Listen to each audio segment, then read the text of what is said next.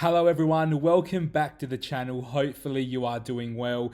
It is the middle of the international break. We're about to hit that weekend and it is a big discussion today. You know by the title, we're talking wildcard because there is almost 130,000 managers that have hit that wildcard button. So on screen is my wildcard draft. If you've been enjoying the content here on the channel, make sure you hit that subscribe button, that you like the video, and that you comment what your wildcard team would be or is depending on your circumstances at the moment. So here above me, I've just got some reasons to why you might want to wildcard at this point. It might be that you're trying to hit the Newcastle defensive swing as well, the Liverpool fixture swing, the Villa swing, and the main thing I've got in this team is attacking returns versus clean sheets. And this draft has, depending on what value you've got in the bank or what you've made with price rises and falls, you could have anywhere between 1.2 to 2 million in the bank with this draft. So why would you want a wild card? Because you might have got a few things wrong. You might have some injuries. You might have some players now that are out of favour because of the transfer window. Now, would I recommend wildcarding after 4 weeks? Not particularly. But do I think there's a good strategy? Yes. When I see this team in front of us, it makes me almost want to hit that wildcard button myself. So what I've tried to do is bring a team that is going to break the template a little bit. There are a few missing pieces that aren't here, but I do have a lot of those template picks in here as well. So looking at the defense, I've gone high ceiling, low floor almost, because the clean sheet potential for the Villa Newcastle defenders in particular are quite high. But we know that Chelsea have, a shaky defence, and this draft still has Ben Chilwell. Brighton haven't kept a clean sheet all season, and Spurs, they have some up and down fixtures in this as well. In goals, I'm someone who owns Pickford and Turner. Areola is definitely the 4.0 option of choice. The reason we all went Turner was because we weren't sure on whether Areola was the number one. Now, I wish I had Areola because he'd probably be my permanent starting goalkeeper if I had him on my current bench. I've put Fleck in there as a placeholder there as a 4.5 goalkeeper. This team has plenty of money in the bank. Whether you want to go chasing Nick Pope, whether you want to go chasing Edison or Martinez or Areola, or Ramsdale or Onana, there's options there in goals. No one's really stood out for me at this point. Estupinan, attacking return. Chilwell, attacking return. Udogie, potential attacking returns. Trippier gives you the double whammy of clean sheet and potential attacking returns. And Matty Cash is a bit of a question mark in this team. This is a 4.5 million slot that could go anywhere between a Botman, a Rico Henry, a Matty Cash. If you want to go certainty and go after clean sheets, you can go after Pau Torres. What I like about Matty Cash is, especially if the Diego Carlos injury isn't too bad, is that he's been playing more as a right midfielder. So he is getting forward and getting involved in the attacks for Aston Villa. So that rounds out the defence. Then you go into the midfield, you get Brian and Mbeumo, Bukayo Saka, James Maddison, Diaby, Luis Diaz.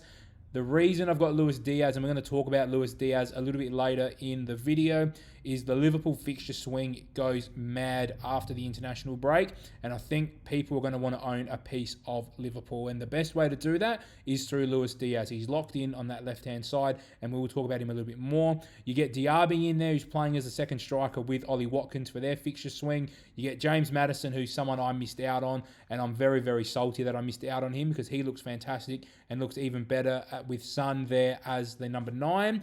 Saka is just to cover bases, and Mbeumo is just locked in for Brentford. I've spoken about him enough on the channel. And up front, Erling Haaland, locked in, permanent captain almost in this side. Have to have him. Then we've got Ollie Watkins, and we're going to talk about Ollie Watkins later in the video as well. And then Cameron Archer is my 4.5 of choice. Looked fantastic against Everton. He's going to almost be your third bench option anyway, but he is good enough to start games for us as well. So on screen, I've got the fixture run from now to 18. Sorry, it did cut off. I couldn't fit it all on the screen for you guys.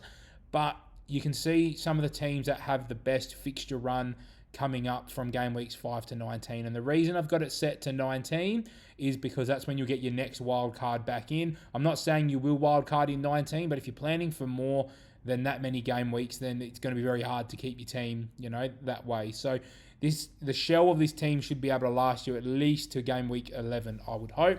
You can see that Newcastle, Villa, Liverpool, and Spurs are very prominent in the list there, which is why we've got lots of players from those teams. So the first player I really want to talk to you guys about is Kieran Trippier. So his fixtures go Brentford, Sheffield United, Burnley, West Ham, Crystal Palace, 5 to 9. Very, very solid fixtures for Kieran Trippier. You might be saying, why Trippier? His data's not there, and I would agree with you. From an attacking perspective, Trippier's data hasn't been fantastic so far this season, has not taken a shot at all. His expected assist is only 0.72. You could argue that Newcastle have had some pretty tough fixtures to start the season off with. I expect Trippier in these fixtures to absolutely dominate for Newcastle. This year is a year where money almost doesn't matter. If you're not taking Salah in your team, you should be able to pivot to anyone you want within 2 moves. So Kieran Trippier, for me, we know his set play, his set piece delivery is fantastic. The potential for attacking returns, clean sheets, and bonus points is there for Kieran Trippier, and this is the time to buy. No one's buying him at the moment. He hasn't had a haul yet. He might not get a big haul against Brentford, but you'd want him for Sheffield, Burnley, West Ham, Crystal Palace, and then Wolves. Then he gets Arsenal at St. James Park, which last year they drew 0-0 at the Emirates. Then he gets Bournemouth, Chelsea, Man United, Everton. You know, he gets good fixtures in there all the way through. Then he gets to round out with Fulham, Luton, and Forest. So the fixtures are fantastic for Kieran Trippier, and it's definitely time to buy. As we said before, Luis Diaz, he looks a fantastic option, especially if Darwin Núñez starts up front for Liverpool, because Núñez starts the press and then Salah and Diaz get involved with him. So far this year, he scored 2 goals. They did come in the first 2 game weeks for Liverpool with an XG of 1.13. He has very low creative numbers because he's not that creative outlet for Liverpool. He's not an assist generator. He's more the chance taker and the finisher. If he can stay on the park, he's locked in that left wing spot. There's going to be some rotation risk. Jota will come on and play that spot off the bench here and there, but Diaz is definitely Liverpool's best left winger option. You can see he's had 9 shots, 5 on target, 4 off target, but where it gets juicy for Liverpool is getting Wolves away, West Ham, Spurs, Brighton, Everton, Forest, Luton, Brentford, City, Fulham, Sheffield, Palace, Man United, Arsenal, Burnley. He could almost start every single one of those games for you, and he's a definite option at 7.7 million if you want to pivot to someone like Luis Diaz and at least try and cash in on those Liverpool returns. And the last player I want to talk to you guys about particularly is Ollie Watkins, because a lot of you would have started with Ollie Watkins and have traded him out for Nicholas Jackson, and now you're thinking, do I want Ollie Watkins? The goals haven't been there for him just yet. He hasn't scored, but he's almost had an XG of 2, which shows he's getting chances. And I think what's key is you can see at the bottom he's had 10 shots, but only 3 of those have been on target. Ollie Watkins is a good enough striker that if he gets enough chances, he's going to start converting. And he's got a very high assist threat because he's won 1 or 2 penalties already, and he is creating for Diaby as well and the players around him. He's a good link-up player, and he does have that getting in behind threat. Villa's fixtures look fantastic. They go Palace, Chelsea, Brighton, Wolves, West Ham, Luton, Forest, Fulham. He could score in every single one of those games. Now, is he going to? He's definitely not going to score in all of those games, but through 6 or 7 fixtures there, he could get 4 or 5 big attacking returns. He is a quality striker with good service, and if Villa can sort that out, then they'll be fine. But he is starting to look a lot better with that goal threat for me. So he's well underperformed his expected points, but I would expect that to turn around over the next 5 to 6 game weeks. So that is the side. There's going to be lots of benching dilemmas that you have with this team if you decide to go with it. I'm not pulling my wild card, but a team like this would tempt me very, very much to do it. Other options you could look at, I've spoken about Odsonne Edouard quite a lot. If you wanted to save money up front, you could definitely get away with an Odsonne Edouard, or you could upgrade Cameron Archer to Edouard, and then you can make a move for someone else in your midfield. If you wanted to make room for Heung-min Son, you can get there very, very easily with money in the bank. So if you like this video, make sure you like, comment, and subscribe, and I'll see you guys very, very shortly for more FPL content.